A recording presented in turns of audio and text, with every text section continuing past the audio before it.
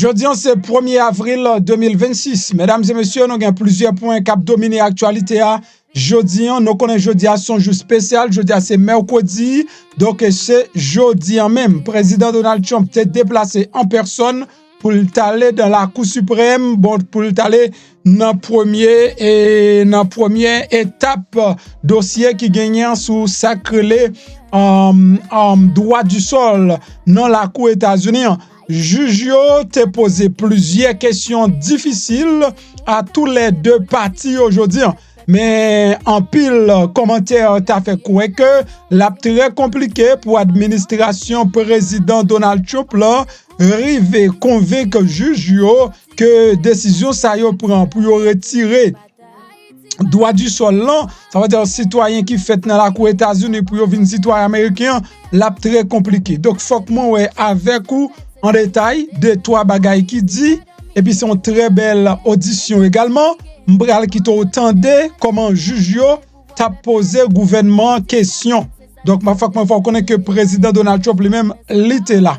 Et prend ti chaise ba ou bral chita sur émission qui pral passer comme ça après-midi donc ou pral tande donc des questions un petit peu très compliquées, refaire l'histoire et administration président Donald Trump là yo te kembe mot domicilié comme une force pour yo te bataille dans la Cour suprême jodi.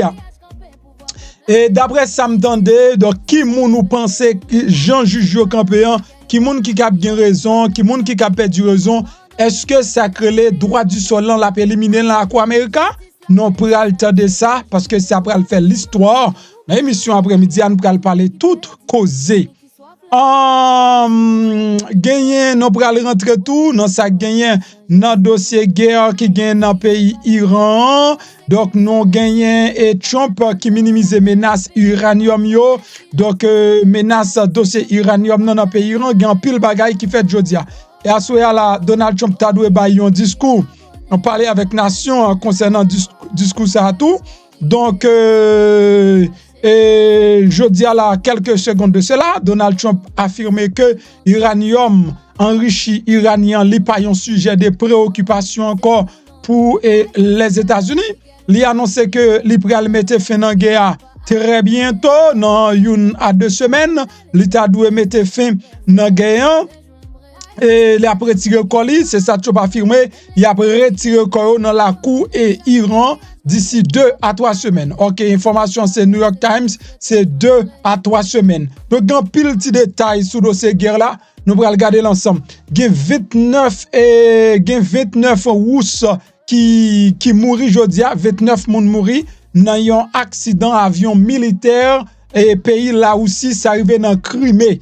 Donc 29 moun qui mouri dans avion ça qui c'est Antonov et en 26 un appareil de conception soviétique qui utilisé par l'armée la Russie pour transporter de frais avec un personnel rivé écrasé jeudi mercredi là n'a ba tout détail très bientôt.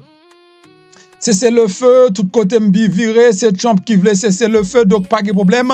N'a pas avancé parce que une dernière déclaration, Donald Trump a peine fait là, monsieur a peine dit que et pays Iran, attendez bien, pays Iran mandé pour gagner un cesser le feu avant même l'y adresser avec nation et jodia. Donc n'a regardé ça ensemble, gagné DHS qui mettait fin dans plan yo gagné, qui plan yo gagné, plan pour yo acheter une série de dépôts pour yo capable faire tourner centre côté pour yo kembe moun dans prison. Emmanuel Macron monsieur a li mandé pour cap gon cesser le feu rapide et pour gain libre circulation dans détroit Hormuz après rencontre li te gagné avec Takashi. Et pour ça qu'avec un peu l'autre nous allons regarder après-midi il y a quelques évolutions dans le dossier pays d'Haïti et faut que moi dis autant les très coup de jodi m'pa geta prend intervention et sous dossier pays d'Haïti parce que c'est même coup d'histoire c'est l'information qui vient journal là. Donc attaque terroriste ça vient yo continue à faire chemin dans département la Tibonite là jeudi mercredi 1er avril là. Et après-midi mercredi 1er avril 2026 là, yon l'autre fois encore terroriste ça vient retourner et sous localité Ponjou. côté yo continue à broter moto ak diri ti paysan yo dans zone nan. Donc c'est pas ti voler k'ap régler monsieur, fait attention. Donc oui, et messieurs continue à piller bagay ti malere yo nan ponjou bandi yo vin wè pa gen moun qui pour stopper yo, eh bien yo gen contrôle yon bon parti dans département la Tibonite là. Dans troisième section marchand de Saline précisément localité Ponjou affilé bandit Savio continue avancer et n'a dit tout le monde qui prêt et continue prudent. C'est ça et quelques médias en ligne t'as fait connaître. Bonjour, bonsoir tous les amis, comment nous y est, espérons nous en forme, si n'a gardé n'attendez c'est que nous là toujours, nous dit papa bon Dieu qui en haut dans celle là, un gros merci qui fait un cadeau, yon joue en plus, non pas MCMPH, zami les mêmes P, ma belle Hélène les mêmes PP, l'autre boule sucre yo, toujours à chercher yon nom pour yo ban moins, c'est tout un plaisir pour me passer pour me fournir nos informations après midi. Si vous avez venu, moi encourage pour capable abonner avec la plateforme ou attendez information ça, abonner a pas difficile, c'est cliquer sur le bouton qui marque subscribe là. Là on finit cliquer sur la boyon cloche notification, cliquez sur cloche notification, retirez le sous personnalisé, mettez le sous tout et puis comme ça à chaque fois monter une information, c'est premier monde qui joue une notification. Pas jamblier, non, pas jamblier, la gayon like en bas émission, ça va regarder un, like là, son face pour dire MP, nous remet un travail, ou fait un, and then nous pas gen l'on, pas gen diamant, pour nous cap bail pour ça, et nous remet li, nous la like là, et puis voyez message pour YouTube, s'il vous plaît, moun sa qui là, yo pas au beau. Nap avancé, sans camper, je dis en ces jours historiques liés. C'est yon jou. Selon décision qui prend, changer yon paquet bagay dans l'histoire américaine. L'a change yon paquet bagay dans l'histoire immigrant, li pral fait yon gros différence. Nous pral jwenn yon bon bébé illégal, nous pral jwenn yon paquet timoun sans m'kadi illégal, sans nationalité. Parce que moi-même, pas connais comme l'on en politique ou après l'on gens, là pas en politique ou après l'autre gens. Et il y a des pays qui pas accepter sous fait dehors ou ces citoyens pays. Li automatique. Automatiquement ou fait dehors nous même haïtiens, nous accepter un monde li ka toujours haïtien, m'ka fait petit moins toujours haïtien. Même si moi fait le dehors, les haïtiens qui prend si l'autre pays côté li a bal nationalité, li gen nationalité. OK, n'importe pays qu'on fait là, Haïti d'accord, mais gen pays qui pas d'accord. Là après je n'ai paquet de moun qui lage sans aucune nationalité. Qui ça que te gagné jodi an même, donc audition licence est fini, Donald Trump était déjà présent et jodi an dans plaidoirie qui t'a fait aujourd'hui mercredi a gon majorité dans Cour suprême nan qui semble yo très sceptique quant à effort président Donald Trump a fait pour le capable limiter droit du sol. Juge m'a parlé selon gros journal américain, quand il m'a parlé moi-même c'est dossier gros journal américain me réglé. Et a tiba nèg lagé sur réseau et puis et selon tiba nèg lagé a et m'vindou mais ça yo dit m'pa k'ap dou mais ça dit selon ti post son nom fait sur Facebook. It doesn't make sense. On vinn ba anti nouvelle selon post son nèg fait sur Facebook. Ça dou côté nèg la prend post li a son bon bagay.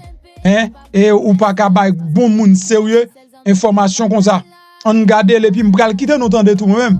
M'gen son et juge conservateur très influent yo te mettre en pile doute quant à constitutionnalité décret présidentiel ça qui t'a mette fin dans citoyenneté automatique pour ti moun qui fait sous pays dans pays qui gen parent yo qui pas gen un document légal ou bien permanent li gen droit légal tant que son visa lié maman vinn la gon pandémie prend et puis et ti moun nan li fait pour le pas citoyen américain.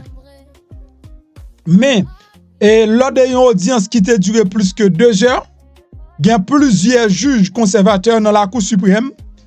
Yo te également posé des questions difficiles à avocats Union américaine pour liberté civile, ACLU, à l'origine de contestation judiciaire ça, qui rend issue à faire ça, les vignes complexes. Question y opposé, avocat qui a défendu et moun qui protestait décision de Chomplan, question difficile. En même temps, toute question y opposé avocat Chomplan, soit tant de questions yo, c'est bagay nettement Chomp perdu procès. Et faut que moi dise, selon question m'entend de moi-même, selon j'en m'entend de questions yo parti, il paraît très compliqué pour Donald Trump ta gagner dans un dossier comme ça. N'ayons des matchs qui sans précédent, qui témoignent l'importance à faire historique ça gagné.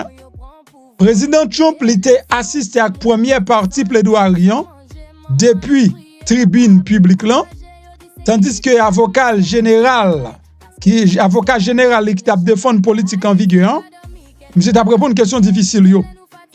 Dans les jours précédents l'audience, Trump l'était prend violemment, l'était parti violemment de la Cour suprême sur les réseaux sociaux. Et dans plusieurs discours l'a fait, nous elle reproché la Cour suprême en pile à cause de décisions yo te prend concernant droit sous dossier et douane et l'argent sous douane. Ça fait ça l'hypothèse sous constitutionnalité yon décret présidentiel qui signé par président Donald J. Trump. Donc c'est une question qu'a posée aujourd'hui hein. Est-ce que décision dans l'illégal qui ça au cas dim pour qu'a convaincre moi fait me sentir sorti à légal? Comment on comprendre ça la loi te dit en 1868 comment on fait dire aujourd'hui hein qui côté ou sorti avec bagay ça pour sortir sur un petit groupe moun pour ouvrir sur tout le monde ça yo? Donc c'est genre de question ça que tu as posé. Une décision favorable à l'administration de Chomplan, l'État redéfinit la notion d'Américain aujourd'hui.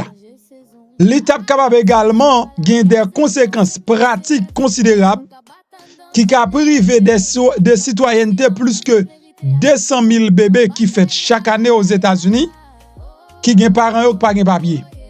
Décret présidentiel ça li bloqué par toute juridiction inférieure yo. Elle pas jamais rentrer en vigueur aucun côté. Et li pas concerné seulement ti moun qui fait li ta concerné seulement ti moun qui fait à l'avenir. Mais en pile moun fait connaître eh bien décision ça a tout li gen doit tourner parce que automatiquement l'entrée en vigueur moun sa qui c'est américain jodia c'est tant kou yo te gen nationalité yo illégal. Donald Trump pas rien pour dire la dénaturaliser toute l'elle fini. Il vient avec un décret pour le dénaturaliser parce que yo te fait illégal. Décret présidentiel bloqué dans toute juridiction. Donc c'est la Cour suprême qui a décidé. Yon décision, nous ta doué gen une décision de dossier ça d'ici fin juin pour arriver 1er juillet également. Fin juin pour arriver dans commencement mois de juillet. C'est là ça n'a bien décision sous TPS haïtien, c'est en même le à tout n'a bien un résultat sous dossier ça. Aucun président en exercice pas jamais assisté à une audience dans la Cour suprême. Pas aucun président en exercice qui t'a jamais assisté à une audience dans la Cour suprême. Jodi Donald Trump fait l'histoire. Il déplacé là dans la Cour suprême, ça t'a dit pour lui comment dossier ça est important et non seulement comment l'important mesdames et messieurs, comment également Donald Trump te voulait présence li, utiliser présence li pour te capable impressionner ainsi tribunal là pour te capable prendre quelques décisions dans intérêt li. La question donc soumise à la Cour mercredi, l'hypothèse sur interprétation clause citoyenneté 14e amendement ratifié en 1868 après la guerre de sécession. Et c'est après la guerre de sécession, yo vinn avec un dossier ça, c'est pour te bay une série d'esclaves bien et nationalité.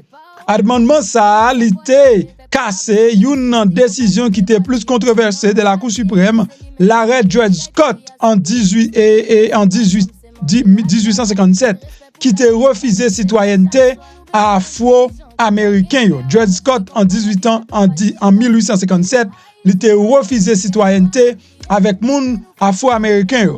Disposition clé amendement stipule que tout monde qui né ou bien naturalisé aux États-Unis qui soumettent à juridiction yo c'est citoyen.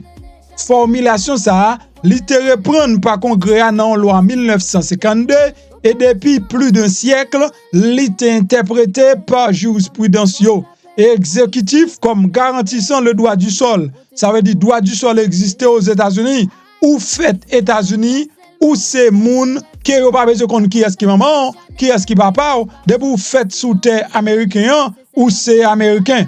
À Trump vini pour dire moun yo pas de comprendre français, yo pas de comprendre anglais et moi cap expliquer ou. Dans un arrêt qui te fait jurisprudence, la Cour suprême te statue en 1898 que Wong Kim Ark qui est un homme d'origine chinoise qui était né à San Francisco de parents non citoyens, lui c'était un citoyen américain. L'administration a toutefois fait connaître que dans l'adoption, ça, 14e amendement, il était visé pour protéger les personnes anciennement réduites en esclavage et descendants. Il était également affirmé que l'amendement était interprété à tort comme Jean Téton avec Timoun migrants sans papier. Plaignant un groupe de futurs parents avec Timoun affirme que la garantie de la citoyenneté de droit du sol l'y inscrit dans la Constitution et que le président n'a pas de pouvoir pour ta remettre en cause. Mais faut que nous disons tout, avocat Donald Trump là, monsieur gen kote il fait fly. Dans fly monsieur fait yo, monsieur gen kote monsieur dit c'est li pense congrès because ou peut-être en pile, là monsieur va parler là, ou peut-être là do I think m'pa quoi on dossier comme ça kana I think. M'pa quoi non on dossier comme ça kana I think. Plaignant yo représenté par Union américaine pour liberté civile ACLU, yo t'a fait connaître également que le libellé de la Constitution li vise à consacrer le droit du sol comme un principe fondamental, donc hors de portée des fonctionnaires de toute branche du gouvernement qui est capable de chercher, remettre en cause ou bien restreindre. Constitution américaine non, on moun qui prête serment donc ou pas là pour changer, c'est ça le dit pour faire respecter pour respecter. Ça fait ça, li inscrit dans une série de procès qui intenté année ça pour tester l'égalité politique président Donald Trump. En résumé, c'est pas ça qui est écrit seulement, ça m'entendait, ça me comprendre. Donc juge yo vraiment pas comprendre qui côté administration Donald Trump ou Donald Trump lui-même en personne sorti avec bagay ça pour ta dit ti moun qu'a fait dans pays États-Unis parce que gen pile document tout yo dit si pour m'ta camper bon côté gen document faut que moi t'a mandé donc qui ça t'a doit dire pour convaincre moi pour m'ta prendre décision en faveur. Donc bagay yo très compliqué, c'est-à-dire son dossier qui commençait qui a continué donc a gagné en pile difficulté et faut que moi dire que la cour aujourd'hui li pas montré l'histoire bah non mais la Cour suprême semble li prête mercredi pour le rejeter OK restriction qui imposée donc on nous garde ça Société de presse lui même li dit nous n'a sorti dans New York Times rapide et puis n'a fait un coup de patte dans bureau et AP News là n'a regarder comment l'interpréter ça qui t'est passé journée jodi nous pas interpréter rien nous même OK mais n'a dit ou ça qui t'est passé journée jodi on regarde ça gros agence journal américain li dit la Cour suprême li semble li prête jeudi mercredi pour le voyer jeter restrictions qui imposées par président Donald Trump là sous droit du sol là dans une affaire capitale amplifiée par présence li sans précédent dans sa audience là. Donc là nous déjà ouais son façon pour capable embêter moun, on façon pour faire moun peur. Donc présence monsieur donc selon gros agence ça lui-même ça c'est pas juste un grand journal ou a joindre plusieurs télévisions avec radio avec l'autre journal écrit yo même y a répété même bagay là après dit comme ça eh bien juge conservateur ak libéral yo mandé si décret Trump déclarer que ti moun qui fait des parents qui a séjourné illégalement ou bien temporairement aux États-Unis, yo pas des citoyens américains, li te conforme à constitution ou bien avec droit fédéral. Plaidoirie a duré plus que 2 heures de temps. Dans une salle d'audience qui était bondée, nous avons joué non seulement Donald Trump, premier président en exercice qui était assisté à des plaidoiries devant la plus haute cour du pays, mais aussi la procureure générale Pam Bondi était présent, secrétaire commerce là, M. Howard Lutnick, il était présent, ou qu'on était jeune ou libyo, tout profiter aller sous siège qui était réservé pour inviter juge et pour inviter des juges, l'acteur Robert De Niro. Donc tout le monde ça était présent jodi là, soit regarder dans image ça, m'pa kon sou el bien ou après et gon tête en dans machine là, si m'ta mande tête qui moun lié, franchement ou ap di tête qui moun ouais qui en dans machine là. Et gagné Trump l'ité Donald Trump l'ité Wes Sawyer qui a répondu à une série de questions sceptiques. Juge t'a interrogé donc t'a interrogé sous fondement juridique ordonnance là, yo exprimé des préoccupations qui plus pratiques. Est-ce que ça passait dans ça l'accouchement? C'est ça, eh bien, juge yo demandé Sawyer qui t'a répondu question pour président Donald Trump. Juge en chef là qui c'est John Robert, il te fait comprendre que Sawyer te appuyé son série d'exceptions particulières à la citoyenneté pour généraliser argumentation concernant les personnes en situation irrégulière. Je ne vois pas bien comment on peut tirer à ça gros cause série moun. M'pa ouais trop bien comment et m'a tourné côté li nous cap tirer des conclusions aussi générales à partir des exemples aussi restreints et spécifiques. Attendez, oui. Là, me comprendre que, mesdames et messieurs, moi si m'a regardé là, gon gros taux pral tomber. Dans la Cour suprême, gon gros taux pral tomber. Et si je dois vous dire la vérité, c'est un plus gros dossier qui vient là, parce que ça a changé histoire pays net. Histoire pays. Non fondement, non profondeur. Li pral changer toute bagaille si Donald Trump li ta gagné procès ça journée jodi a là. Mais li pas semble la gagné l'autre monde. Est-ce que nous comprenons déclaration juge yo? OK, m'ka fò gen quelques couleur image et c'est qu'on ça discompté là, est-ce que pas gen sont en de non monde, nous pas son déranger. Donc jodi là dans la Cour suprême non, juge en chef là John Robert, monsieur fait connaître et avocat Donald Trump l'a appuyé son série d'exceptions particulières à ça gen pour la citoyenneté pour le cap généraliser une série d'arguments concernant des gens qui en situation irrégulière. M'pa ouais comment on cap tirer des conclusions aussi générales à partir d'une série d'exemples restreints. Et ces exemples monsieur prend mais il pas aucune loi qui vraiment valide ça abdien. Parmi 9 juges yo, gen Clarence Thomas li semblé li plus susceptible. Donc ta gon seul juge lui-même qui t'a semblé li vle mettre bon côté Trump. Et dans quelle mesure débat autour 14e amendement li te lié à l'immigration?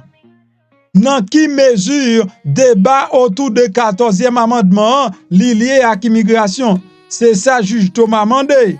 Il souligne que l'objectif amendement ça, c'était accorder la citoyenneté aux Noirs, y compris aux esclaves affranchis. La Cour suprême a examiné appel Donald Trump la contre une décision d'un tribunal inférieur, New Hampshire, qui était invalidé restriction donc de citoyenneté, yon nan pile tribunal qui était bloqué application ça. Restriction ça, li pas entré en vigueur nulle part dans le pays.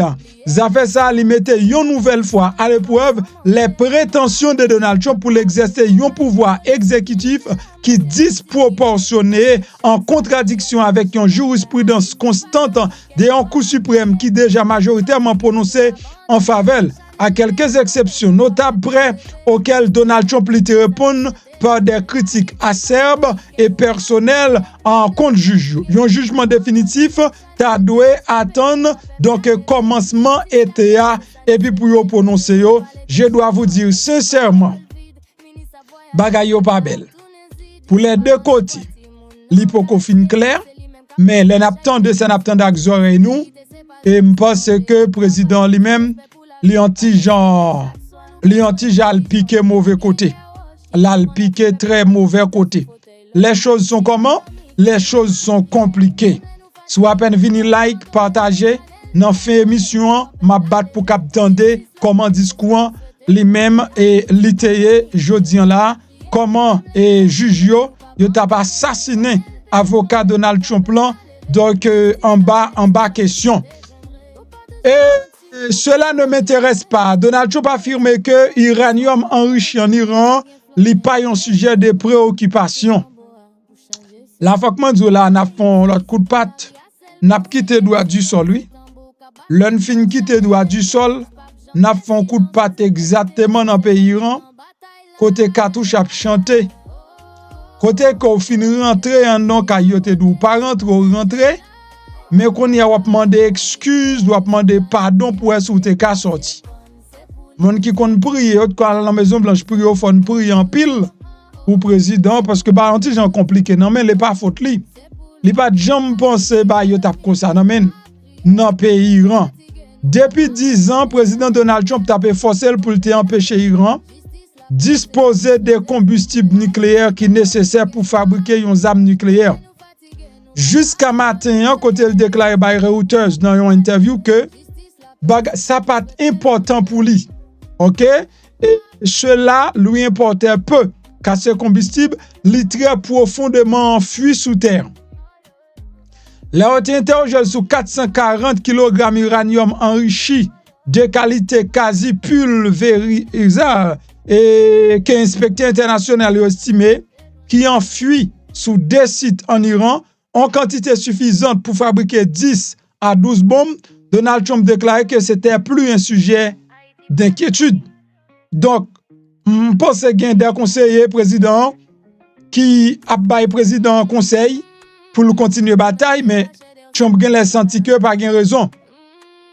OK, il pas de raison. N'a continué à suivre la situation par satellite. C'est ça, le président a déclaré. C'est deuxième fois en 24 heures que Trump il a affirmé que le problème nucléaire iranien l'était résoudre malgré toute preuve du contraire. Donc, Donald Trump fait connaître Iran li pas vinn une menace pour eux même encore dans dossier armes nucléaires yo tapé parler. OK, dans dossier nucléaire yo tap parler. Malgré gain plusieurs frappes iraniennes en terrain yo te brusquement réveillé bien bonne jeudi mercredi matin par un pile bombardement aérien puissant qui te brisé des vitres, fait trembler les bâtiments, pousse ces populations à les mettre à l'abri.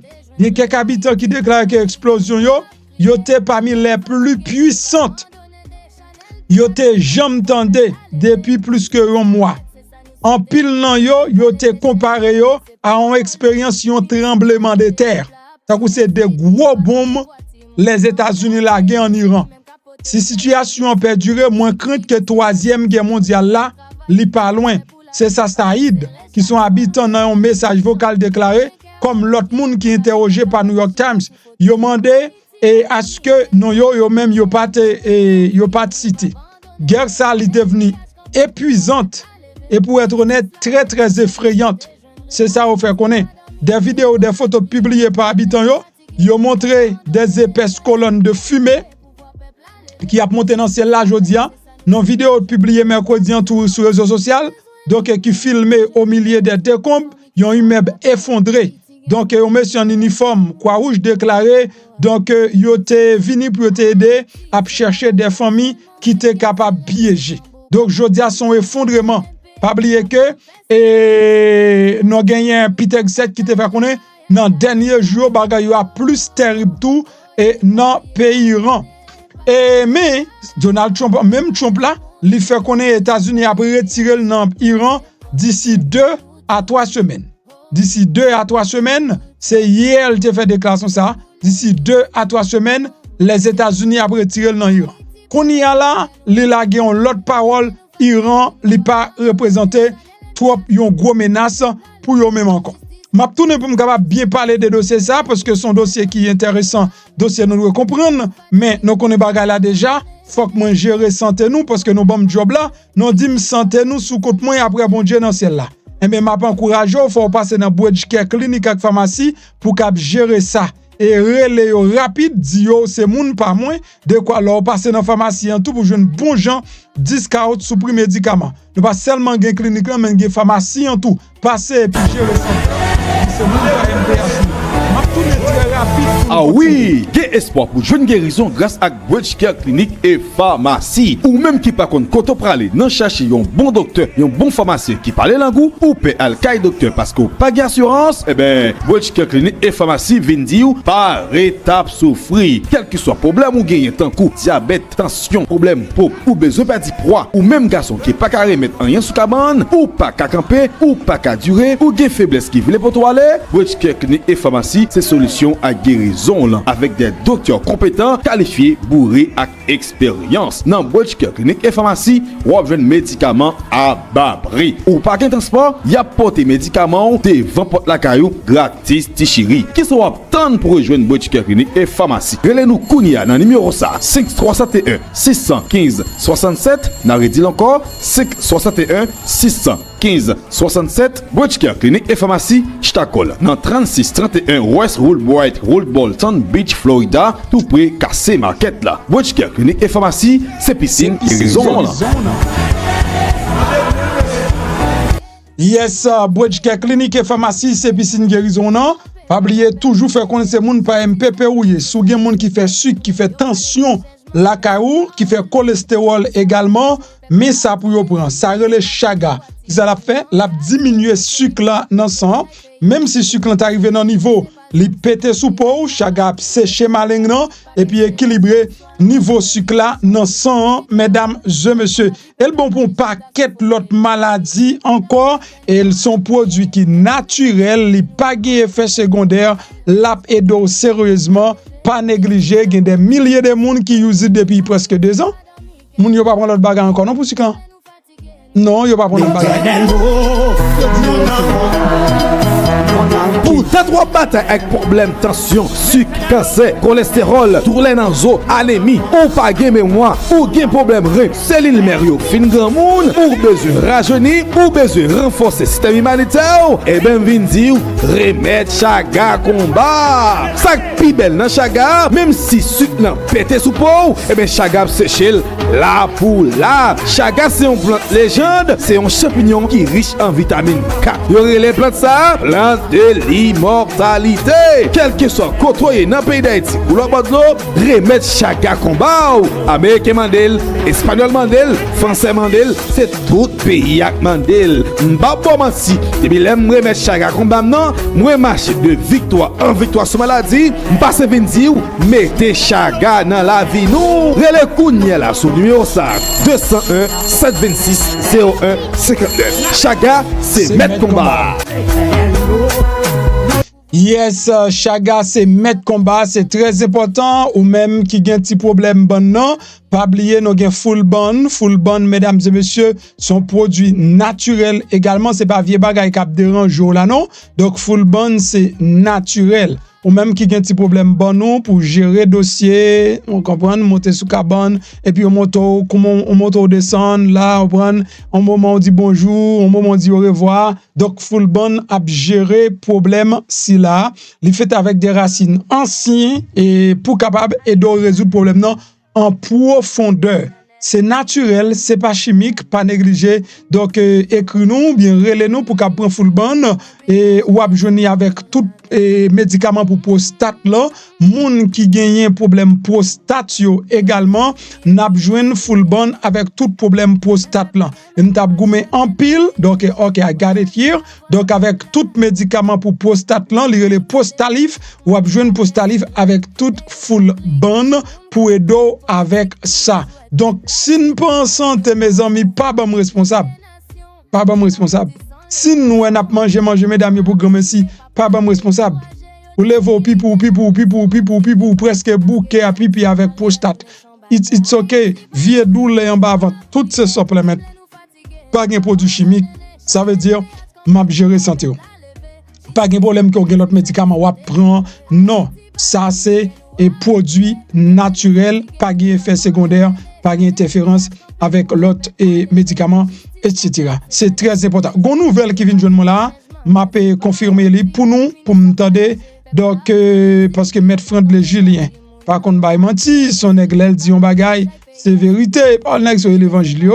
Donc, Maître Friendly Julien, qui a peine bah, information ça, que administration président Donald Trump, monsieur vle voyer moun, captain résidence au tribunal. Eh oui, c'est ça que vient de là. Donc, Donald Trump vle voyer moun, captain résidence au tribunal. Entendez et nous allons entendre ensemble rapide et déclaration Maître Friendly Julien yo ensemble. Ah oui, et mon capitaine résidence pour le tribunal, de quoi il s'agit. Bon mon seconde pour me fixer ou du pas attendre moi pas attendre tout. Donc pour temps de forme attendre, bon pas attendre, moi m'ouvre attendre. Bon mon seconde parce que c'est qu'on y a Ederson la gueule pour moi pendant mon information et me dit pas aller pour pas baouli. Donc c'est Ederson qui a desservi, un vieux célibataire et bon qui a fait très beau travail dans la communauté. Est-ce que vous entendez? Non. Mais monde qui sous résidence surtout, en pile monde qui sous. Salut à tous, Maître Friendly Julien. Jeudi c'est 1er avril 2026, deuxième vidéo journée. Je fait vidéo ça pour me donner une information qui pas forcément qui pas une bonne nouvelle. Qui s'allie, c'est que l'administration prend décision que en pile monde qui dans le pays a pas le voyer devant juge. Et qui est sur par exemple que ou gen ti pièce ou qui pending yo ou recevront lettre dans jour là côté devant juge pour expliquer juge là sous qui base ou arrêté mais monde qui sous résidence surtout en pile monde qui sous résidence commencer recevoir lettre pour aller devant juge que tu rentré sous Biden. Côté rentré sur CBP1 si ou pas de mettre devant juge, côté rentré sur visa, yo pral voyo devant juge, en pile monde pour recevoir lettre ça yo dans les prochains jours. Évidemment, pour tout le monde qui sous résidence yo, il est important que ou gagne représentation devant le tribunal yo, parce qu'on va pas faire ou même gagne technicalité là-dedans, mais tout le monde qui est qualifié pour résidence, il a fini par gagner résidence yo, sauf que ça parle un peu plus compliqué et il parle prend plus tantôt pour que nous ayons résidence. Dans certains monde, le tribunal a fermé caisse là pour retourner devant USCIS. D'autres monde, parce que le tribunal a une juridiction, il a décidé que c'est le tribunal a fait jugement pour y avoir résidence là. Mais c'est ça que je pour nous aujourd'hui, pour que si on monte sous résidence, ou recevront lettre qui dit pour paraître devant le tribunal, pour passer ici, pour pas penser que c'est vous seulement ça privé, ça va arriver en pile, des dizaines de milliers de monde. Captain résidence dans le moment. Et tout ça me dit pour nous, pas oublier toute question immigration dans toute 50 États et toute question accident, glisser, tomber, chien mordé dans tout État Floride là, de l'offre qui se sont Friendly Julien et mon accident, je me dis nous ça. Le nouvel accident c'est toujours urgent. Voyez un email moi friendly@friendlyjulien.com ou bien à la website là julienlegal.com. Il y a un espace côté que nous avons un message qui vient directement dans l'email moi. Là ça m'a conseillé nous rapidement. Tout ça c'est gain pour nous. Merci et passons bonne journée. Franchement et pour la maintenir très mélangé, c'est problème sous problème cap créé pour nous là nous entendez. Nous capitaine résidence nous entendez. Sous pour comprendre nous entendez ou pour recevoir une lettre et puis lettre là lui-même. Et vous allez expliquer pour qui ça pour une bonne résidence. Ça faut qualifier pour résidence là. Voilà. Si vous pouvez comprendre l'huile de désenvoûte, mon nom mettre prendre, faire ordre et automatiquement Israël voyo pour capable gain pour là dans liste là. Faut que moi dis ordre de gagnant et qui était déjà fait là. Tout le monde qui est placé ordre pour ordre ça. Donc nous obligé gain l'autre ordre qui venir en plus. Ça veut dire automatiquement Israël voyo là c'est sans camper et délivrer n'a délivrer by moun yo. L'huile de désenvoûtement sont l'huile spirituelle, les puissamment spirituelles. D'après expérience moi avec l'huile ça, avec un pile l'autre monde qui a utilisé là encore. C'est l'huile pour retirer guillon, joke, mauvaise chance, tout ça qui vient pour avec vie énergie négative ou penser qui a un impact sur la vie ou si au moment où monter descendre, tout ça rien pas marché, ou ka senti gon vie énergie négative qui barre et ou pas besoin al kaougan. Bon Dieu gen solution. Place commando et pour mettre dormi sous deux oreilles depuis yo vini m'a distribué yo. Ça t'arrive déjà l'année dernière. C'est pas pour la première fois. Le guerre Israël l'année dernière là, donc nous te font camper, nous fait tout ordre yo, automatiquement on vini moins livrer yo. Donc année ça tout posé. N'a pas avancé avec détail, n'a avancé avec information full bonne non, grâce à Dieu, c'est America li fait. Donc c'est America le fait, li pas gain pour le sortir en Israël lui-même, full bon yo, donc yo a livré dans semaine ça là. Et jodi an commence recevoir instruction gen full bon yo cap livré. Gen un avion et ous qui crasé, gen 29 moun qui mouri à bord avion ça. Son avion militaire pays là aussi qui rive écrasé dans Crimée tout près la mer Rouge. Avion ça lui-même li rive écrasé là mesdames et messieurs. D'après dernière information tout chaud tout flamme qui à peine vinn là. C'est pas information qui est dans frigidaire et puis de réchauffer. Non, c'est information yo à peine cuite, bagay qui à peine cuite tout chaud. M'vin présenter vous. C'est un avion de transport militaire russe qui est écrasé dans Crimée. Li tué 29 moun qui étaient à bord. C'est ça yo enquêteur annoncé. Enquêteur russe yo annoncé. Cause probable l'état yon défaillance technique. C'est ça que yo t'a fait connaître yon défaillance technique. Cause 29 moun al mouri. Yon défaillance technique. Mon seul bagay toujours dans avion. Leur monte autant de comme ça, il faut pas qu'être signe, bah, ou, retirer, mettre, râler. Bah, j'aime dans nos avions crasé pour me donner au journée au monde qui t'est sauvé à radot, ça, il a fait l'air. Dans de râler, courir râler qui ça, râler gilet pas balle, mettre gilet pas balle, mettre casse non nez, si gain emergency, gon porte là, craser porte là pour sortir, rien, bah, ça va régler. Avion militaire la Oussian l'écrasé dans zone Crimée avec 29 moun la donne. Son avion Antonov AN-26, un appareil conception soviétique qui était utilisé par l'armée laotienne pour transport des frais et des personnels qui arrivait écrasé jeudi mardi en tout près un village dans le sud Crimée à environ 25 km à côté de la mer Noire. C'est ça, enquêteur, la mer Noire par la mer Rouge. La mer Noire, là aussi, il était annexé Crimée et qui sont péninsules stratégiquement situées, donc, et qui fait objet de rivalités géopolitiques depuis des siècles à Ukraine en 2014. Après, il a organisé un référendum. Son petit morceau était pour Ukraine 2014. Il est rentré dans le cadre géographie par Yoa. Avion crasé et hier mardi, il a effectué une mission non précisée avant que contact avec te vienne couper. C'est ça, agence presse officielle TASS fait connaître et qui cite ministère là aussi de la défense. TASS lui indique que l'appareil là était écrasé contre une falaise et pas de aucun dommage externe qui était visible.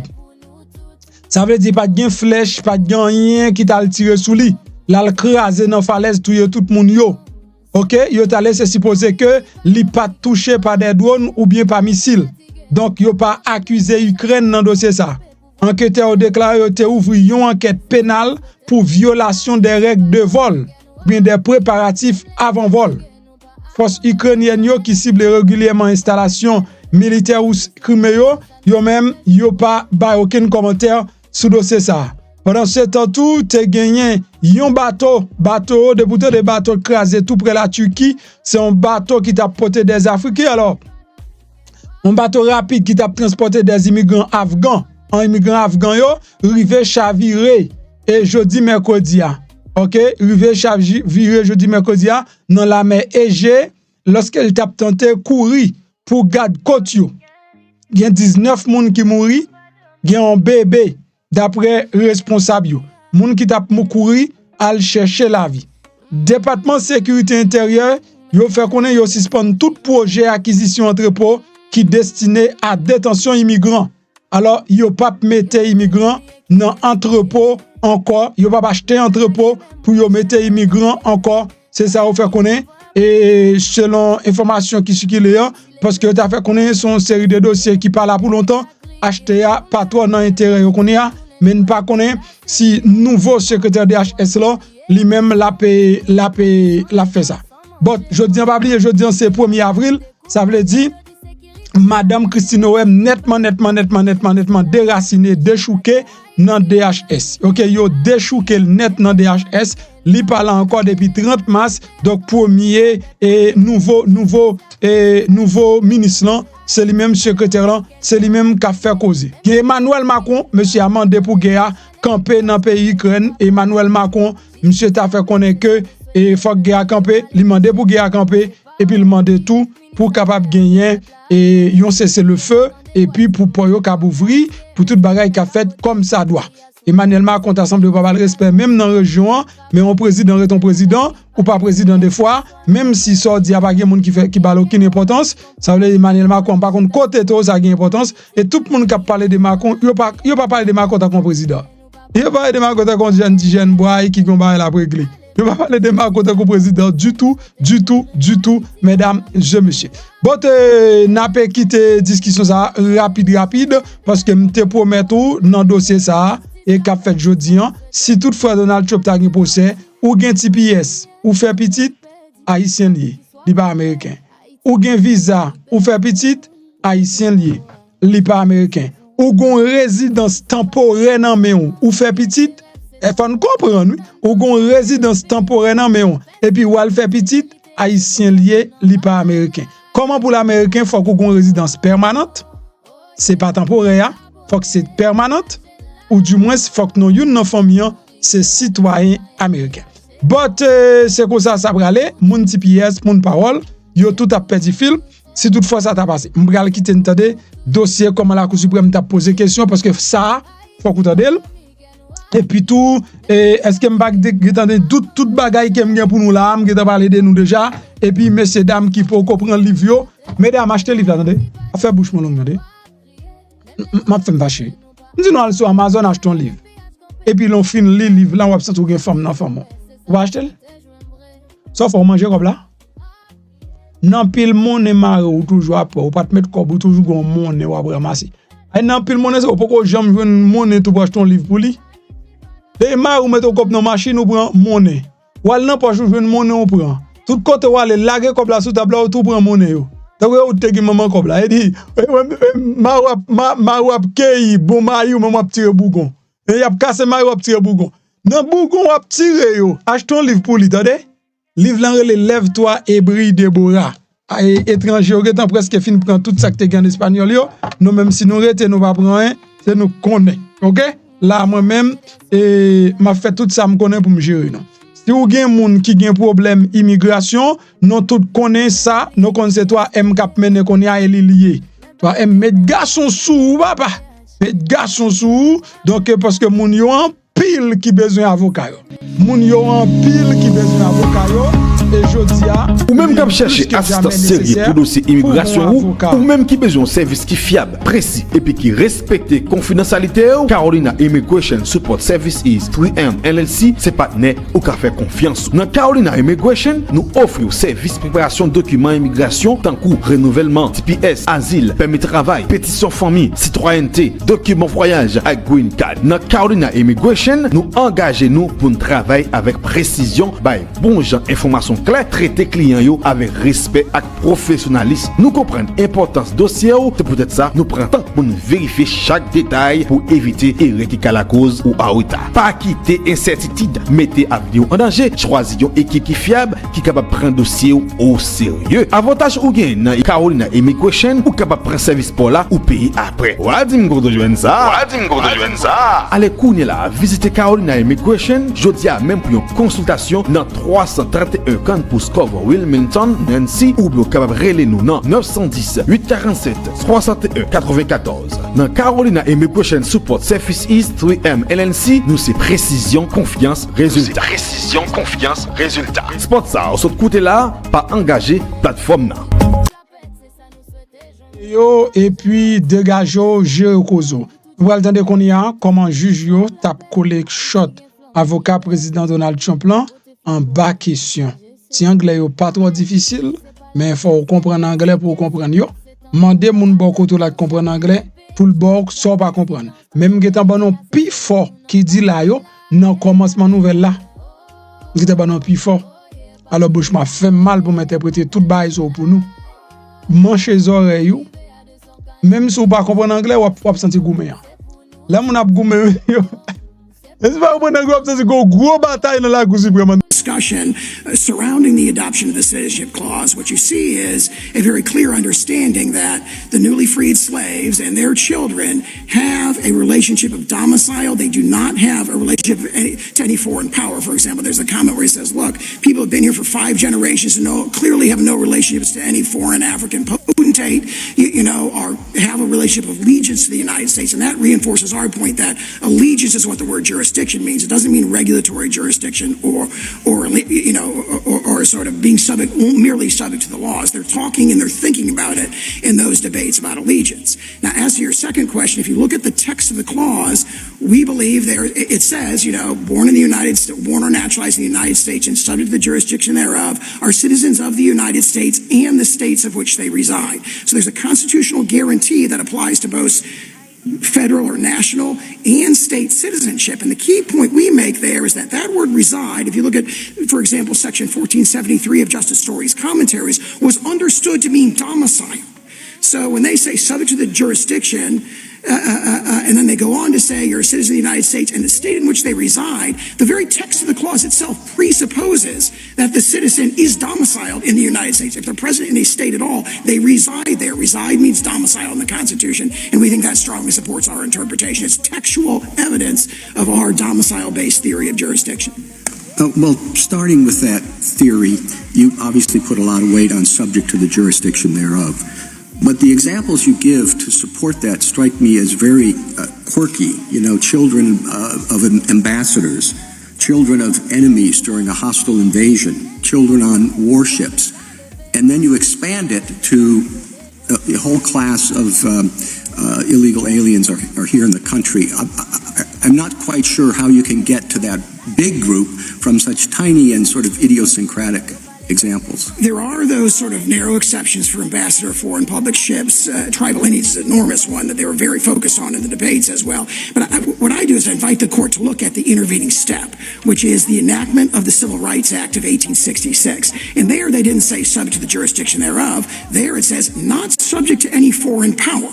Now, if you go back to Blackstone and Calvin's case, they say it does not matter if you are subject to any foreign power. If you are born in the king's domains, you have this indefeasible duty of allegiance to the king at any time. So there's a clear repudiation in the Civil Rights Act. The Civil Rights Act is this breakwater which makes it very, very clear that they are not thinking about allegiance in the terms of like the British common law. They've adopted the Republican conception of allegiance. So it's from not subject to any foreign power, and then the debates just a couple months later make it very clear that they're recodifying this same conception. They were dissatisfied with the potential ambiguity in the phrase Indians not taxed, and they adopted subject to the jurisdiction thereof. And one of the strongest statements of this is Senator Trumbull's statement that I quoted at the beginning, where he says, he's asked, what does that mean, subject to the jurisdiction thereof? And he says, it means not owing allegiance to anybody else. That is what it means. And this court picked up on that in Elk against Wilkins when it says, it uses, completely subject to the political jurisdiction, not mere regulatory jurisdiction. What do you do with one Kim Ark's quote of Daniel Webster, who said, independently of a residence, with intention to continue such residence, independently of any domiciliation, independently of the taking of any oath of allegiance or of renouncing any former allegiance, it is well known that by the public law, a non-citizen, while he is here in the United States, owes obedience to this country's laws. Now, the examples that Wong Ark Kim used as exceptions are situations in which there was not temporary allegiance to the United States. The children of foreign diplomats whose only allegiance was to their foreign country, and or occupied territory residents, including those citizens in Maine who had been occupied by the British forces. The U.S. had no control over them. And the whole theory of the Indian tribes was similar. The Indian tribes were analogized to foreign diplomats. So what do we do with that? I'd say two things. First, as the Indian tribes, we think that's a case that strongly supports us because, of course, by 1866 and 1868, there was strong understanding that the Indian tribes were subject to the United States' regulatory jurisdiction. But not the same way that temporary foreigners were, meaning there was a real debate going on whether the U.S. actually had jurisdiction over Indian tribes. That's why our cases, for the longest time, until that was finally settled, said, absent some act of Congress, our laws don't apply. U.S. laws don't apply to Indians on Indian lands, correct? I believe you look at the Rogers decision, for example, that we cite in our brief, where they say that they are subject to the... That's later. I'm talking at the time. Yes, at the time. So as to All right. 1817... So what do you do during the debates of the 1866 Civil Rights Act and of the 14th Amendment, with the entire discussion of the people who opposed the amendment, who kept saying, we can't pass it because we're making citizens of gypsies who have no allegiance to anybody, and we're going to make citizens of Chinese people who can't be citizens because we're not going to permit them to be citizens. What do we do with those debates and the fact that the proponents of both acts said everyone who's born in the U.S. will be citizens? First, as to that particular exchange, page 2890 of the congressional record from 1866, Senator Cowan gives this virulently racist statement where he says that. And what does he say right at the beginning of that sort of offensive speech? He says, we can't have children of gypsies, children of Chinese immigrants. We can't have them become citizens. And he says, quote, have they any more rights than a sojourner in the United States? So he's trying to persuade the Republicans to his view by appealing to a common understanding that sojourners do not have children who become citizens. So there's powerful evidence there that everybody understood this to, not sweep in the temporary sojourner. And that's why you see for 40, 50 years, you see every commentator who addresses the specific question of temporary presence saying it's not covered by the clause, including for decades after Wong Kim Ark. General, can I take you back to the Chief Justice's question about the specific exceptions to birthright citizenship that everybody seems to agree were recognized under the common law? And it brings up an important principle about how we interpret the law. When particular problems pop up, lawmakers may enact a general rule. When they do that, is the application of that general rule limited only to the situations that they had in mind when they adopted the general rule, or do we say they adopted a general rule, they meant for that to apply to later applications that might come up? Justice Scalia had an example that dealt with this situation. He imagined an old theft statute that was enacted well before anybody conceived of a microwave oven, and then afterwards someone is charged with the crime of stealing a microwave oven, and this fellow says, well, I can't be convicted under this because the microwave oven didn't exist at that time. And he dismissed that. There's a general rule there, and you apply it to future applications. And what we're dealing with here is something that was basically unknown at the time when the 14th Amendment was adopted, which is illegal immigration. So how do we deal with that situation when we have a general rule? Yeah, I strongly agree with the way that you framed it, that there is a general principle, that's a broad principle that's adopted the phrase subject to the jurisdiction thereof, and we submit that our theory of allegiance and domicile-based allegiance is what explains those specific exceptions that everybody was aware of, but it is broad enough to sweep in future situations, and as you pointed out, illegal immigration did not exist then. Now, the problem of temporary visitors did exist, and it's very interesting that as you look at pages 26 and 28 of our brief, commentators going from 1881 until 1922 are uniformly saying the children of temporary visitors are not included.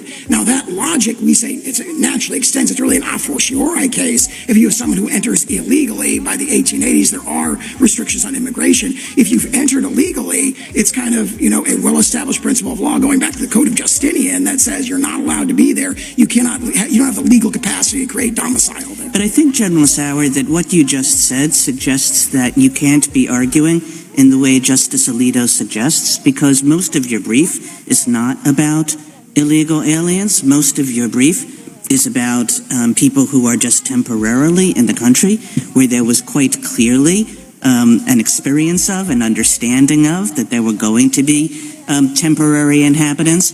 And your whole theory of the case is built on that group. You don't get to talking about undocumented persons until quite later and at much lesser, I think it's like 10 pages to 3 pages or something like that.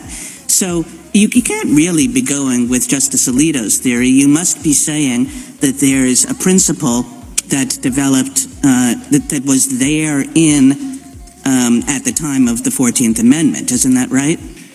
We agree there's a principle there at the 14th Amendment. It is jurisdiction means allegiance, the allegiance of and this very strongly reflected in the 19th century sources, the allegiance of an alien present in another country is determined by domicile. And that goes back to the Venus and the Pizarro. It goes through the Katza affair in 1853. It comes right up to Fong Yui Ting and Lau Au Bu that are decided shortly before Wong Kim Ark. So that's the principle. That principle clearly applies here. I also respectfully disagree. Yeah, and I guess, Mr. General Sauer, where does this principle come from? Allegiance, domicile, allegiance, I think you point to a Lincoln funeral speech as your primary example of where this principle comes from. It's certainly not what we think of when we think of the word jurisdiction, and I appreciate that jurisdiction has many meanings, but the first meaning is like, if you're subject to jurisdiction, you're subject to the authority of. One doesn't say, what that means is a certain kind of allegiance that domiciliaries have and nobody else does. So the text of the clause, I think, does not support you. I think you're sort of looking for some more technical, esoteric meaning. And then the question comes, okay, if the text doesn't support you, if there's a real history of people using it that way, but as far as I can tell, at the time of the 14th, you're using some pretty obscure sources to get to this concept. Well, I take it straight from the framers' mouths. So, for example, Senator Trumbull was asked, what does jurisdiction mean? He means subject to the jurisdiction. He said, what does that mean? He says it means not owing allegiance to anybody else. He is the principal framer of the Civil Rights Act of 1866. Representative Bigham, who's the framer of the 14th Amendment, is asked, what does it mean in the congressional record at page 1291? He says, within the jurisdiction of the United States of parents not owing allegiance to any foreign sovereignty. And we've cited many, many examples where the congressional debates reflect that. Then you referred to the oration of George Bancroft. That's one of probably 16 sources, but there's at least 13, counting that one in the 12 treatises we cited, pages 26 to 28 of our brief. There is over a dozen sources that specifically address temporary sojourners. In the 5 decades after the enactment of the amendment, every single one of them says, well, temporary sojourners, their children are not included, including for 2 decades after Wong Kim Ark. So, if domicile's the key linchpin to your argument, and I take it that it is, do we look at how domicile was understood in 1868? Or do we look at it how it's understood today in context of the INA? The 1868 understanding, I'm not aware of a strong difference between those. Well, here's where I'm going with it. I'm just working within your argument for a moment. Today, you can point to laws against immigration that are much more restrictive than they were in 1868. We really didn't have laws like that we do today until maybe 1880. So if somebody showed up here in 1868 and established domicile, that was perfectly fine without respect to anything, any immigration laws. There they were. And so why wouldn't we, even if we were to apply your own test, come to the conclusion that the fact that someone might be illegal is immaterial? I would first cite Wong Kim Ark on that point, because Wong Kim Ark says Well, I'm not sure how much you want to rely on Wong Kim Ark. But there is a statement in there that says, so long as they are permitted to be here. So Wong Kim Ark, keep in mind that by the time they decide Wong Kim Ark in 1898. But that's 1898. Now I'm looking at 1868. You're telling me is when I should look, and the test for domicile. And the stuff you have about unlawfully present, it's like Roman law sources you're going to. First and second restatements as well, and decisions of this court. So it wouldn't be the INA that would control whether you're capable of having domicile. It would be whatever the law was in 1868. I think that this is addressed by my exchange with Justice Alito from earlier, which is that this concept, jurisdiction, baking in allegiance and domicile Congress is could applied to. continually restrict who may lawfully be present more and more, and you would say that would be incorporated into it, even though you're telling us to apply the original meaning of 1868. The original meaning of domicile. And so the question is there any argument that the framers intended to preclude Congress from dictating who can and who cannot establish a lawful domicile here? I don't see any evidence of that in the congressional record, so it's a natural extension. Whose domicile matters? I mean, it's not the child, obviously. It's the parents you'd have us focus on. And, what if, is it the husband? Is it the wife? What if they're unmarried? Whose domicile? Well, in the executive order, it draws a distinction between the mother and the father. It's really the mother's domicile. I think that would matter. Well, but 1868 matters, you're telling us. So what's the answer? The 1868 sources talk about parental. I'm not aware of them drawing a distinction between mother or father, but they say the domicile of the child follows the domicile of the parents. And how are we going to determine domicile? I mean, would we use contemporary sources on what qualifies as domicile in a state, or do we look in 1868? And do we have to do this for every single person? And again, I don't see a strong distinction between those because, of course, domicile is a high-level concept, has been pretty consistent over centuries, which is lawful presence with the intent to remain permanently. That domicile, when you come to a new nation, you say, I'm here to stay, you become part of their political community, and you become akin to a citizen. And that's reflected very strongly in the case I cited before. And just to circle back to Justice Kagan's point, it's striking that in none of the debates do we have parents discussed. We have the child's citizenship and the focus of the clauses on the child, not on the parents. And you don't see domicile mentioned in the debates. The absence is striking. I think the 19th century sources would say a newborn child lacks the capacity to form a domicile, so they're imputed the domicile of their parents. So I don't think they would have seen a distinction between children and parents. And I point out that their position, like ours, is forced to look at the domicile of the parents because we look at the exceptions that they accept, like I'm talking about tribal Indians and so forth. I'm talking about in the debates over the 14th Amendment and the Civil Rights Act. It's striking that these concepts aren't discussed in them.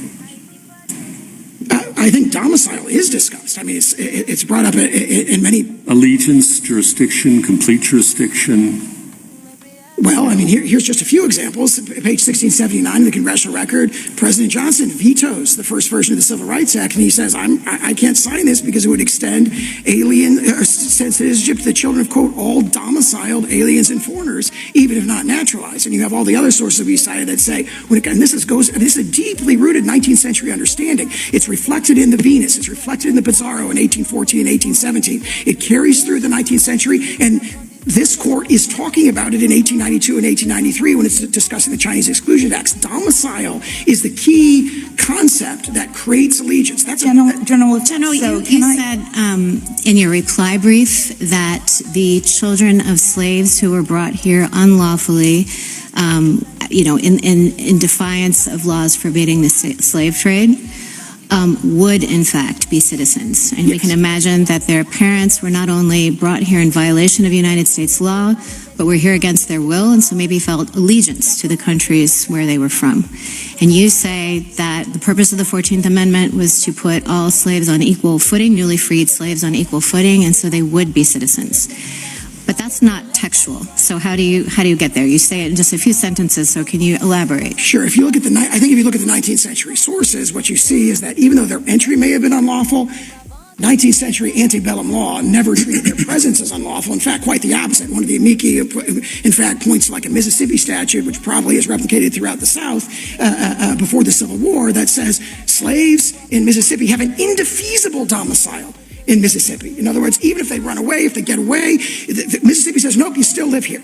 Right? And so it would be astonishing, in other words, for the opponents of the 14th Amendment to say, these people were not domiciled and therefore it goes the other way, because actually U.S. law, even if they were brought in illegally and through an illegal slave trade, once they were there by their intent is to return as soon as they can, let's say. So they're here, they're resident, and maybe under your theory, which says, lawfulness for a different purpose, but they're here, they're resident, let's take your assumption that they're not here unlawfully. But let's say they don't have an intent to stay. They want to escape and go back the second they can. Are they domiciled? under the 19th century law, I mean, I think this is the flip side of the hypothetical that we were talking about earlier. Under 19th century law, they are treated as domiciled in the United States, so it'd be astonishing. And in the debates in the congressional floor, talk about not this specific case, but to say, look, slaves who have been forced to come here and have been here are lawfully domiciled here. I mean, they don't use the ways domiciled like they have. They use allegiance. They say they don't have allegiance that once they've been forced to come here, they don't have allegiance to any foreign or African potentate, and therefore they're. But General, that goes. How would that apply to the children of illegally trafficked people today? Would the same reasoning apply? It would turn on whether the parents are lawfully domiciled in the United States. So if they're brought in illegally, but then they choose to remain and they want to remain and they're domiciled, you would say that their lawful presence is not dictated by whether they were brought here lawfully or not. And that's different from someone who, say, crosses the border unlawfully. Yeah, I think it would turn on whether their presence is lawful. General, in other words, obviously there may be many other important things that could be done to assist people like that. The question is, if they give birth to someone in the United States, that person naturally a citizen, that would turn, based on the original public meaning of the clause, on the lawfulness of their presence. Are they domiciled? General, can I ask you a question? To follow up on what Justice Gorsuch was exploring with you with respect to domicile, did I understand you to say that domicile is going to be eventually or is controlled by Congress? Who is domiciled? I'm struggling to figure out who is domiciled in your argument. The domiciliaries are people who are lawfully present and have an intent to remain permanently. So that's a kind of black letter, understanding of domicile. Now, Congress can dictate that certain classes of people, legal entrants and so forth, cannot lack the legal capacity to form a legally binding domicile. But if that's so, then doesn't it make the domicile for the purpose of the 14th Amendment turn then ultimately on Congress's will in a way that the framers did not intend? I mean, my understanding was the framers put this citizenship clause into the Constitution to prevent future Congresses from being able to affect citizenship in this way. Sure.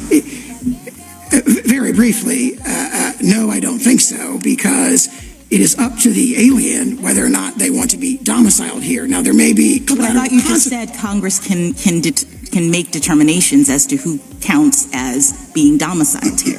Yeah, so if that's true, then it ultimately would impact, in your theory, whether or not this person can claim that they have citizenship for 14th Amendment purposes based on Congress's determination. And I just thought that's what the 14th Amendment was trying to get away from.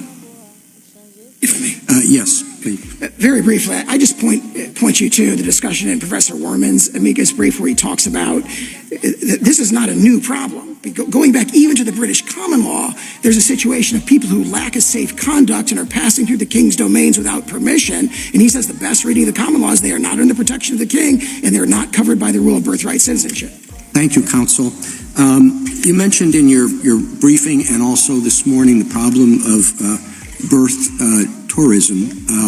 Do you have any information about how common that is or how significant a problem it is? It's a great question. No one knows for sure. There's a March 9th letter from a number of members of Congress to DHS saying, do we have any information about this? The media reports indicate estimates could be over 1 million or 1.5 million from the People's Republic of China alone. The congressional report that we cite in our brief talks about certain hotspots like Russian elites coming to Miami through these birth tourism companies. And I mean, here's the facts about it that I think is striking. Media reported as early as 2015 that based on Chinese media reports, there are 500 birth tourism companies in the People's Republic of China whose business is to bring people here to give birth and return to that nation. Having said all that, you do agree that that has no impact on the legal analysis before us? I think it's, I quote what Justice Scalia said in his Hamdan dissent, where their interpretation has these implications that could not possibly have been approved by the 19th century framers of this amendment. I think that shows that they've made a mess. Their interpretation has made a mess of the provision. Well, it certainly wasn't a problem in the 19th century. No, but of course, we're in a new world now, as Justice Alito pointed out, to where 8 billion people are one plane ride away from having a child who's a U.S. citizen. Well, it's a new world. It's the same Constitution.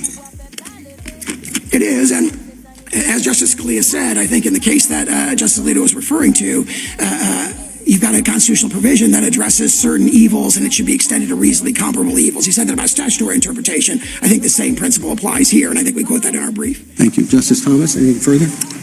General, you're getting a lot of questions about immigration, and they harken back, of course, to citizenship, which is defined in or set out in the 14th Amendment. How much of the debates around the 14th Amendment had anything to do with immigration? I think that the principal focus of those debates has to do really not with immigrants, but with the Indian tribes. I mean, obviously the main goal, the one pervading purpose, as this court said in the slaughterhouse cases, was to establish the citizenship of the freed slaves and their children. But they were very concerned about the problem of something that they all accepted as a given, which is that the children of tribal Indians are not within the rule of birthright citizenship. So I think that's what they focus on. We draw an analogy to that, to the issue of temporary sojourners. But there are mentions of temporary sojourning multiple places in the congressional debates, and all of those quotes go in our direction. And there was, Justice Sotomayor brought up Wong Kim Ark. There was no question in that case that about domicile, was there? I disagree. The court says at the very beginning of its opinion, here are the accepted facts. These are lawfully domiciled here. When it states the question presented, it talks about domicile. When it recites the legal principle at page 693, it says domicile 3 times. And at page 705 at the end of the opinion, it says here's the single question we've decided. We've decided that Chinese immigrants with a permanent domicile and residence here fall within the rule of birthright citizenship. Justice Alito? Under the minimum definition of domicile, which I think existed in 1868 and continues to exist today, a person's domicile is the place where he or she intends to make a permanent home. Now, normally you would think that a person who is subject to arrest at any time and removal could not establish a domicile. But we have an unusual situation here because our immigration laws have been ineffectively and in some instances unenthusiastically enforced by federal officials. So there are people who are subject to removal at any time if they are apprehended and they go through the proper procedures. But they have, in their minds, made a permanent home here and have established roots. And that raises a humanitarian problem. And I wonder if you could address that. If I may, one legal and one humanitarian. The legal point is if you look at those cases, for example, Carson against Reed, Park against Barr, this court's decisions in Elkins and Toll against Marino, they talk about the legal capacity to create a domicile, excluding someone who may have the subjective intent, which otherwise would be determinative, as being excluded. On the humanitarian point, I would point out, as I said at the beginning, Justice Alito, that the United States rule of nearly unrestricted birthright citizenship is an outlier among modern nations. It's a very small minority of nations that have that rule. For example, every nation in Europe has a different rule, and the notion that they have a huge humanitarian crisis as a result of not having unrestricted birthright citizenship, I don't think is a strong argument. And I point out, obviously, for reliance-related reasons, this executive order applies only prospectively, and we ask the court to rule only prospectively. Justice Sotomayor? I agree with you what the European nation's rule is, but England was always different, wasn't it? Not until 1983 it changed. That's not quite true. The Wong Kim Ark does a wonderful job of laying out the English rule. And you claim it was different, but there isn't any treatises or scholars who say it's different. English rule was always by birth. Other countries were not by birth. Let me just go to the implications of what you're asking us to do. You are asking us to overrule Wong Kim Ark? Well, Wong Kim Ark's parents were domiciled in the U.S., but they owed loyalty to China. They eventually returned to China. So they didn't have a primary allegiance to the United States. So you're not asking that. Are you asking us to overrule then our cases, one of which said that a child of illegal aliens was a citizen? You're asking us to overrule that. No, first of all, we're not asking you over to overrule Wong Kim Ark. We agree with the holding of Wong Kim Ark and much of the reasoning. And then as to those later cases starting in 1966, where the court makes sort of, unreasoned references to this issue. Wait a minute, Fin Top You Loose. The respondent unlawfully overstayed her visa and gave birth to a child here. The court, Harlan II, wrote, the child is, of course, an American citizen. That person wasn't domiciled here lawfully. So you're asking us to overrule that case? I wouldn't say we're asking you to overrule. We think that's similar to a drive-by jurisdictional ruling where there's a simple statement that's not debated. There's no further analysis of it. There's really an assumption there. And we think that's similar to cases where the court just assumes jurisdiction without discussing it. When we ruled in Trind that Indians could not become citizens, the government then after began to unnaturalize many Indians who had been sworn in as citizens. You asked us to concentrate only on the prospective nature of the citizen's order. But the logic of your position, if accepted, is that this president or the next president or a Congress or someone else could decide that it shouldn't be prospective. There would be nothing limiting that, according to your theory. If, as we asked, the court confines its ruling to prospective relief only, which it did in session. No, I'm saying to you, that's what you're asking us for relief right now. I'm asking whether the logic of your theory would permit what happened after the court's decision in Trind, that the government could move to unnaturalize people who were born here of illegal residents. No, we believe the court should do what it did in Sessions against Morales-Santana, where there was a ruling that would have deprived people who are already citizens of citizenship, and the court said this applies prospectively only, and we think that's the appropriate course here. But that's not what we did in Trind. We think that Sessions provides the proper course here, and that's what we're asking. We are not asking for any retroactive relief. Justice Kagan? General, I think even your brief concedes that the position you're taking now is a revisionist one with respect to a substantial part of our history. And I think that that's in large part because of Wong Kim Ark and the way people have read that case, which of course was in the late 19th century, and have read it ever since then. And what that case suggests is, there's a very clear rationale. You say, it says the word domicile a bunch of times, which it does. It's a long opinion. It says a lot of things. But the rationale of the case is really quite clear. It says there was this common law tradition. It came from England. We know what it was. Everybody got citizenship by birth, except for a few discrete categories, which were the ones that the Chief Justice mentioned at the beginning. And that tradition carried over to the United States, and then what the 14th Amendment did was accept that tradition and not attempt to place any limitations on it. And so that was the clear rationale, a clear rationale that is diametrically different from your rationale. And everybody took Wong Kim Ark to say that, and to say that as a result of that, of course, birthright citizenship was the rule, and I think everybody has believed that for a long, long time. And I guess my question is this. You have a story about the reasons why we should go back to what you view as the original meaning. And given the long history of this country's understanding about birthright citizenship, what would it take? What do you think it should take to accept that story in terms of the magnitude of the evidence that we would need to see in order to accept this revisionist theory and in order to change what I think people have thought the rule was for more than a century? Let me make 2 points in response to that, one historical and one legal.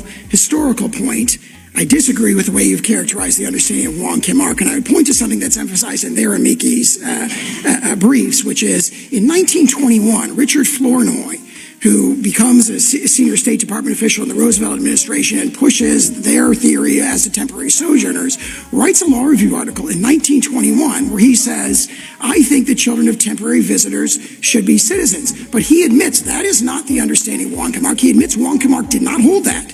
And he admits that there's an array of authorities that go against him. He talks about careful and reliable, high authorities. And that's referring to the consensus that we point out in pages 26, 28 of our brief. We've got 12 treatises from 1881 to 1922 that all say, including for decades after Wong Kim Ark, that say children of temporary sojourners are not included. What happens between 1921 and the 1930s? Well, Mr. Flournoy became a senior State Department official, and he adopted that as the policy of the Roosevelt administration. So their argument is basically saying there wasn't this consensus going back to 1898. The consensus, as their own author admits, goes entirely in the opposite direction. For 50 years, right, for 50 years from the framing of the clause through the 1920s, maybe 60 years, the general understanding when it comes to what's at issue here and was not an issue in Wong Kim Ark is the children of temporary visitors do not become citizens under the clause.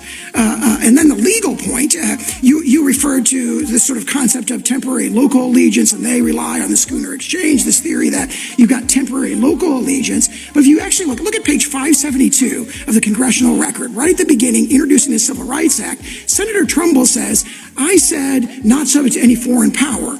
I wanted to say born in the United States and owing allegiance to the United States, but I was aware that there's a, quote, a sort of allegiance from persons temporarily resident in the United States whom we have no right to make citizens. So Senator Trumbull says the reason I haven't adopted the language and meaning that they say should be packed into these provisions is that everybody knows that the children of temporary visitors should not be citizens. Thank you, General. Mr. Gorsuch? Just to follow up on that point, General, one interesting counterpoint about the understanding of Wong Kim Ark that followed with respect to temporary sojourners. And I take you've got your well-taken points. But there was, of course, John Marshall Harlan, the great dissenter, who dissented in Wong Kim Ark and later gave a bunch of lectures. And he posed the question about the sojourners. Well, suppose an English father and mother went down to the hot springs to get rid of the gout. And while there, they have a child, now back in England. Is that child a citizen of the United States, born of the jurisdiction thereof by mere accident of birth? And he says, under Wong Kim Ark, he is. And he continues, I was one of the minority, and of course I was wrong. Now, I'm sure that was tongue-in-cheek, but what do you do with that? I'd say two things in response to that. First of all, he gave a speech, but we have 12 uncontradicted treatises that say the opposite, that is not what Wong Kim Ark means, and that's not the meaning of the clause. But also, I'd make a more fundamental point. When you're looking at Wong Kim Ark, one of the dissent has this dominant theme that like you can't be doing this because you can't make we all agree, or it's obvious that the children of temporary visitors do not become citizens. And how does the majority opinion address that? It says domicile 3 times when it recites the legal rule. It says permanent residence and domicile when it decides the holding. So the court should be bound by what it says. This is what we're deciding. And again, on page 75, it says this is the single question. Now, there's been a lot of discussion up to that point, but at the very end, they said the single question we've decided is the citizenship status of the children of Chinese immigrants with a permanent residence and domicile in the United States. Do you think Native Americans today are birthright citizens under your test and under your friend's test? I think so. Obviously they've been granted citizenship by statute. Put aside the statute. Do you think they're birthright citizens? No, I think the clear understanding that everybody agrees in the congressional debates is that the children of tribal Indians are not birthright citizens. I understand that's what they said, but your test is the domicile of the parents, and that would be the test you'd have us apply today, right?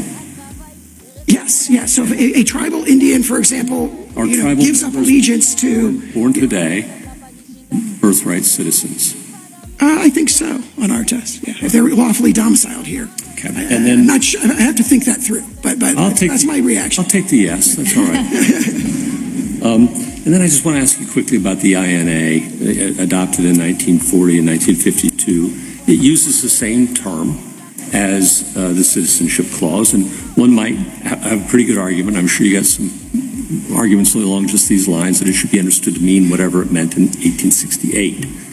But there was a lot of water over the dam between those two things, and as your brief points out, by the Roosevelt administration, there's a pretty strong jus soli move. That is to say that the thin concept of jurisdiction, power over, is enough, a broader understanding of birthright. Would there be an argument for reading that statute under its original plain meaning at the time, 1940, 1952, to perhaps have a different meaning than the Constitution? We don't think that's the best interpretation.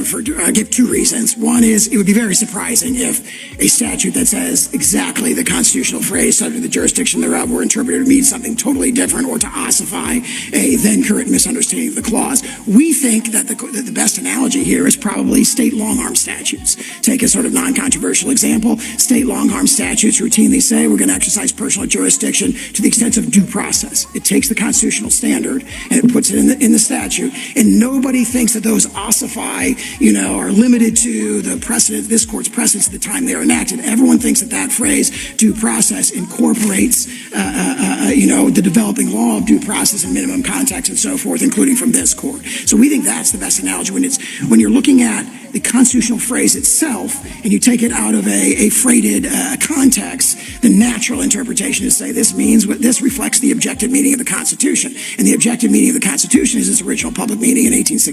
Do you see any notable counterpoints to that argument?